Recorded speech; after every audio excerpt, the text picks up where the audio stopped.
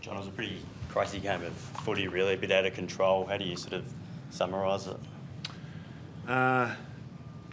Yeah, I mean, a couple of things. You can sort of look at it and say the inside 50 differential, and second half we kicked 3 goals 11 to what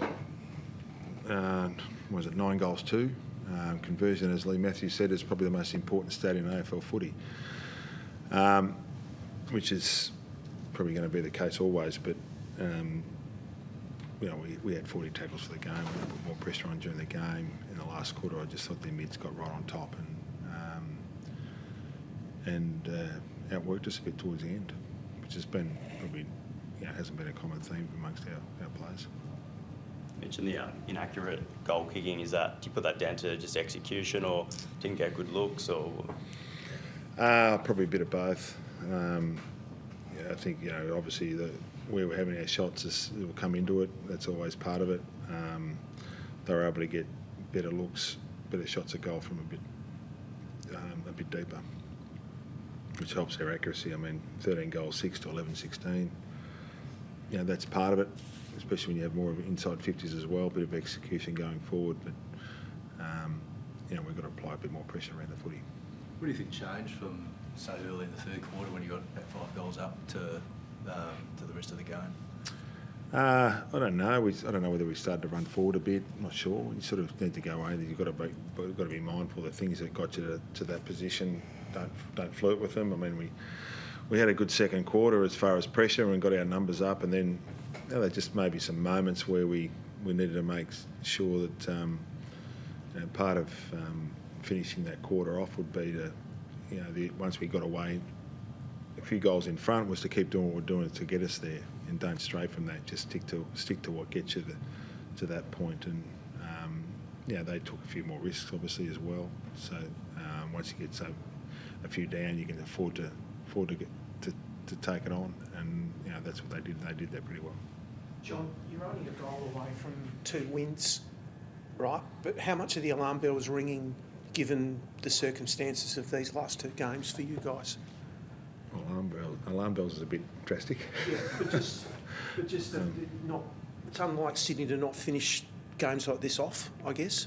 I guess we've had a pretty reasonable season. You've got to go through a patch that's it's hard to play at that level for a long time. It's and so it will give us something to work on. There's no question about that. I mean, we had such a good start, but now it's about making sure that you continue to do what we know works, and don't stray from it. Just keep working at what we know works, and make sure you get those parts of the game right. Logan McDonald has done so much right this year, particularly in the last 2 weeks, just the final bit of the puzzle in the last 2 weeks. What do you say to a young player like that's got so much footy ahead of him?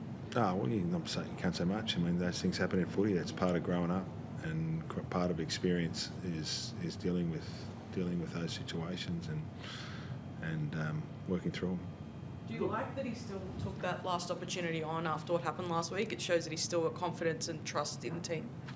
Yeah, I think that in the end, we thought we could have kicked it from there. Maybe just the old adage, you aim to the right, and when you're that far out, because if you're a right footer, you're going to pull it to the left-hand goalpost, and that's something we'll work through. You still kicked 2 goals in the first quarter to get you off to a good start, so it's not like you had a poor game. How do you go about helping him through the way it ended compared to the way he started, and make sure he comes out with that first quarter performance again next week? I think it sort of you can make it too big a deal about it too. You just got to say, we just got to keep working, mate, and get to work, and experience teaches you a lot. And there's a couple of technical things you can help with, but in the end, it's part of footy. You got to get on with it, and you have those opportunities. He went back and at least had a crack at it. There'll be a day when it goes through, and he'll feel good about himself. Did you see the Isaac Heaney's fend on Jimmy Webster, and do you think? No, I didn't. Someone told me about it, but I haven't seen it yet. John, how hard is it at this time of the year, not to stay motivated, because of course you're motivated week to week, but when you're so far ahead of the pack, how hard is it to sort of manage every single game now down the stretch? Yeah, you got to find a way, and once again our second, third in third quarter for the start of the third, you think you're going, you get to that point, and that the motivation factor's fine. You're going okay, but then we'll look at closely what happened from that point onwards and make sure we get that right. Make sure we get the balance right between what we can control, which is the pressure around the footy, and keep that up, versus the fact that we had 13, 14 more inside 50s and didn't take our chances on the scoreboard, and they did, which was a big factor in the game. How do you think both Isaac and Chad Warner went today in the midfield? Because it seemed like most of their damage was done playing forward around goal, and as opposed to early in the year when they seemed to be really dominant in the middle and being able to push forward. Yeah, I think that's probably a fair assessment. Yeah, that's probably a fair assessment. Probably a bit more centre forward. They did their damage. That's something we've got to work through as well. But they're both able to hit the scoreboard. Isaac did it as a forward more than a midfielder. We've just got to be clean and get to work around there. They've had a great year, obviously, those boys. So